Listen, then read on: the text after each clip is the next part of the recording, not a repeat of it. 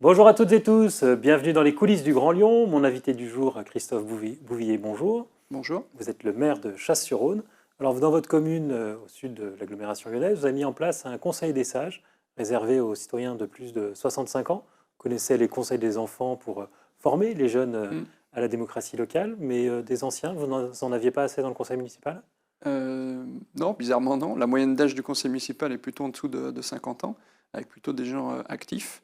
Mais le conseil des sages, c'était aussi une volonté politique quand on a fait campagne, de pouvoir développer une démocratie locale. Donc on a fait le conseil municipal des enfants déjà l'an dernier, et on avait promis de mettre en place un conseil de sages. Donc c'est chose faite depuis le mois de septembre. Et quel est l'intérêt? Qu'est-ce que vous en attendez? Alors, qu'est-ce que j'en attends? De pouvoir avoir une représentation d'une partie de la population un peu plus âgée, un peu plus expérimentée, mais surtout, comme la commune a connu un fort renouvellement de population, c'est de rentrer en contact avec des gens qu'on ne connaît pas ou qu'on connaît très peu. Quand vous dites grand renouvellement, vous avez beaucoup d'arrivées d'habitants de l'agglomération lyonnaise qui sont attirés par la possibilité de construire, des tarifs de l'immobilier qui sont plus faibles à Chasse-sur-Rhône. Vous ne connaissez pas la crise de ce point de vue-là? Donc, pour l'instant, on ne connaît pas de crise immobilière. Les projets en cours de commercialisation continuent à être commercialisés. On note juste un ralentissement du nombre de transactions, mais pas forcément une diminution du prix de vente des biens. Donc on continue d'avoir des constructions à Chasse-sur-Rhône. On continue d'avoir quelques constructions à Chasse-sur-Rhône sur des permis qui ont été déposés en début de mandat. Mais les prochaines années s'annoncent plus difficiles ici aussi. Les prochaines années s'annoncent plus compliquées par volonté politique de limiter l'étalement urbain et de reconstruire la ville sur la ville. Donc ce que vous voulez, c'est plus... Mais vous acceptez d'avoir plus d'habitants? On doit le réguler en tout cas. Et surtout ne pas livrer la commune aux promoteurs sans avoir une réflexion politique au préalable. Dans votre actualité, il y a eu un comité de pilotage vendredi dernier mené par la préfecture sur le nœud de Ternay. Donc c'est la liaison entre les autoroutes A6 et A45 qui vont à Saint-Étienne, A46, pardon. Alors c'est l'autoroute A7, A46 Je me et A47. Merci d'avoir repris dans la liaison Saint-Étienne ou au sud de la France. L'État voudrait élargir le pont, qui est régulièrement embouteillé. Vous ne voulez pas? Alors l'État souhaite, dans ses variantes de traitement de ce nœud, élargir le pont. Nous n'y sommes pas forcément opposés, mais plutôt pour y mettre une bande d'arrêt d'urgence de chaque côté, qui manque aujourd'hui cruellement, et le jour où il y a des accidents, les secours ne peuvent pas arriver rapidement. Et cette voie-là pourrait être dédiée à du transport en commun, c'est-à-dire pouvoir améliorer la fluidité des lignes de bus qui traversent entre Chasse-sur-Rhône et Givors. Mais ça ne réglerait pas les embouteillages récurrents qu'il y a sur ce nœud. Ça ne réglerait pas les embouteillages récurrents qui sont sur le nœud, mais qui sont souvent dus à des accrochages ou à des accidents et qui mettent longtemps à être dégagés. Donc on sait que l'État a prévu 400 millions d'euros à investir sur cette liaison entre Lyon et Saint-Étienne, puisqu'il n'y aura pas de deuxième autoroute. Vous souhaitez que cet argent serve avant tout au transport en commun? Alors serve au transport en commun avec une amélioration et une augmentation des cadences et des fréquences de TER, notamment sur la ligne Villefranche-sur-Saône-Vienne, dont dépend la gare de Chasse-sur-Rhône, mais aussi tout ce qui est amélioration des mobilités dites douces, c'est-à-dire transport par vélo, et notamment comment est-ce qu'on améliore la liaison entre Givors et Chasse-sur-Rhône, qui aujourd'hui est très dangereuse à pratiquer, que ce soit sur la passerelle ou sur le pont de l'autoroute. À vélo, c'est absolument pas sécurisé. Mais tout ça, c'est des sujets dont vous discutez avec l'État, pas avec la région? Alors la région, bizarrement, est absente de ces comités de pilotage, alors qu'elle a une part de responsabilité sur le transport de TER. Donc on dénonce un petit peu cette absence-là, parce que sans cet acteur majeur, c'est difficile de se projeter sur ce qui pourrait être fait demain sur le transport lourd de voyageurs en TER, par exemple. La région ne veut pas améliorer la liaison entre Lyon et Saint-Étienne? Si, mais aujourd'hui, ils ne sont pas présents dans ces comités de pilotage. Donc ça serait intéressant qu'ils puissent venir nous dire quelles sont les réflexions, quels sont les calendriers, quels sont les moyens financiers que la région souhaite mettre en place pour réellement améliorer à très court terme ses mobilités au sud de Lyon.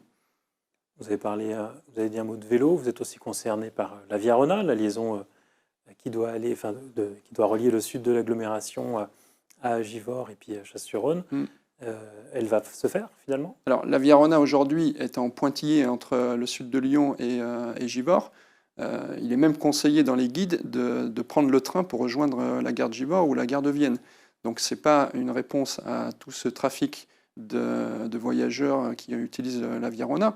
Ça servirait aussi dans le quotidien de liaison entre le sud de l'agglomération et la ville de Lyon. Donc Pour nous, le tracé il pourrait être aussi sur la rive gauche et arriver par Ternay sur la commune de Chasse-sur-Rhône.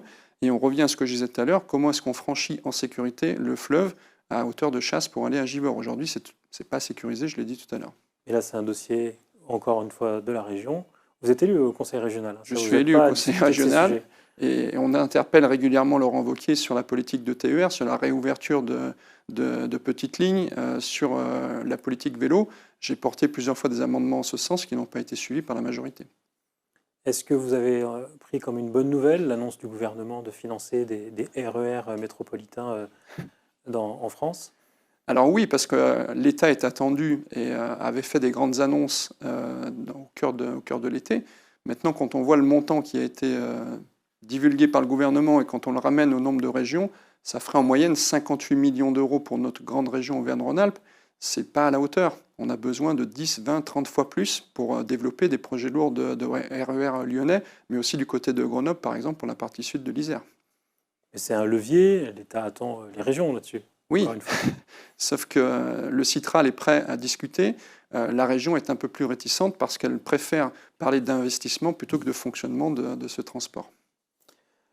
Un dernier mot sur l'A7. Votre souhait, c'était que sur tout le passage de votre commune, la vitesse soit réduite à 90 km/h. Vous êtes loin d'obtenir satisfaction. Alors voilà, on n'a toujours pas été entendu. À ce fameux comité de pilotage de vendredi dernier a été annoncé, et même dans la presse, une voie de covoiturage au nord de Chasse-sur-Rhône qui commencerait à la sortie de Ternay, avec les 2 voies qui restent à circuler réduites à 50 km/h le matin entre 7h30 et 9h30. Je veux le dire ici, ça n'a jamais été une demande des élus de passer à 50 km/h sur le tronçon plus au nord de Chasse-sur-Rhône. Mais en tout cas, nous, ce qu'on demande, et les élus de Vienne-Condrieu Agglomération avec moi, c'est depuis le péage de Vienne jusqu'à l'entrée sud de Lyon, de passer de 110 à 90 km/h, et ça tout le temps, pas qu'aux heures de pointe. La ville de Valence se traverse à 70 km/h. Pourquoi est-ce que de Vienne jusqu'à sud de Lyon, on ne pourrait pas avoir pour nos populations un abaissement de vitesse qui serait gage d'amélioration de la qualité de l'air envers la santé des habitants. Ça veut dire que l'autoroute passe sur un pont qui domine votre commune. Alors l'autoroute d'Anchasse passe sur un pont qui surplombe des maisons. Elle passe à 200 mètres d'une école où il y a 500 élèves dedans et que... aujourd'hui, par manque de volonté de je ne sais qui, de l'État ou du concessionnaire ou de gestionnaire d'autoroute, je ne sais pas pourquoi on ne peut pas avoir cette réponse rapide qui consisterait juste à réduire la vitesse depuis la sortie du péage jusqu'au sud de Lyon. Ce n'est pas des gros investissements, ce n'est pas des gros montants, ce n'est pas la création d'une infrastructure, c'est juste de mettre cette vitesse-là à une vitesse qui permet de réduire de 20% les émissions de polluants issus des véhicules automobiles. Un mot sur la pollution perfluorée. Votre commune fait partie des toutes premières à avoir déposé une plainte. C'est ça. Le parquet a nommé un juge cette semaine. Qu'est-ce que vous en attendez ? Donc nous, on en attend déjà d'être reconnu comme victime, parce que quand on dépose plainte, c'est qu'on se sent victime. Donc le fait qu'un juge soit nommé, c'est une très bonne nouvelle pour ce dossier qui est sorti au grand jour il y a maintenant 1 an et demi. La commune de Chasse-sur-Rhône, effectivement, était dans les 2 premières à déposer plainte dès l'été dernier. Aujourd'hui, les habitants sont en attente de savoir. On apprend au fur et à mesure des jours et des semaines qui passent sur ce dossier-là l'ampleur de la pollution, mais surtout les enjeux financiers qu'il va falloir développer dans les mois qui viennent pour retrouver une bonne qualité d'eau à distribuer pour nos habitants. Aujourd'hui, voilà, on dépasse la norme de qualité. Il y a beaucoup d'experts qui nous disent que ça va coûter des dizaines de millions d'euros pour retrouver une bonne qualité de l'eau. On attend de cette plainte que le principe de pollueur-payeur puisse s'appliquer et que ceux qui sont à l'origine de cette pollution puissent être financeurs des solutions qui vont être nécessaires pour retrouver une bonne qualité de l'eau. Un mot de politique pour finir. Vous êtes un maire socialiste. Vous avez été soutenu par une alliance NUPES avec la France Insoumise et les écologistes. Est-ce que cette alliance a encore un avenir après la réaction de LFI aux attentats terroristes en Israël? Alors, je ne m'exprimerai pas sur l'alliance NUPES au niveau national. Ce que je sais, c'est que dans mon conseil municipal à Chasse-sur-Rhône, il n'y a pas de tension entre les élus socialistes et les élus France Insoumis et les élus écologistes. On gère notre affaire quotidienne, mais on ne s'occupe pas de la politique nationale, en tout cas dans le conseil municipal de Chasse-sur-Rhône. Et vous ne vous en occuperez pas alors? Non, j'ai plus de fonction de direction au Parti socialiste de l'Isère. J'ai été premier secrétaire pendant quasiment 10 ans. J'ai laissé cette fonction-là quand j'ai été élu maire et aujourd'hui j'ai assez de dossiers, comme on vient de le voir, à m'occuper localement pour laisser de côté la politique nationale. Christophe Bouvier, je vous remercie. Et puis moi, je vous dis à demain pour une nouvelle émission des coulisses du Grand Lyon.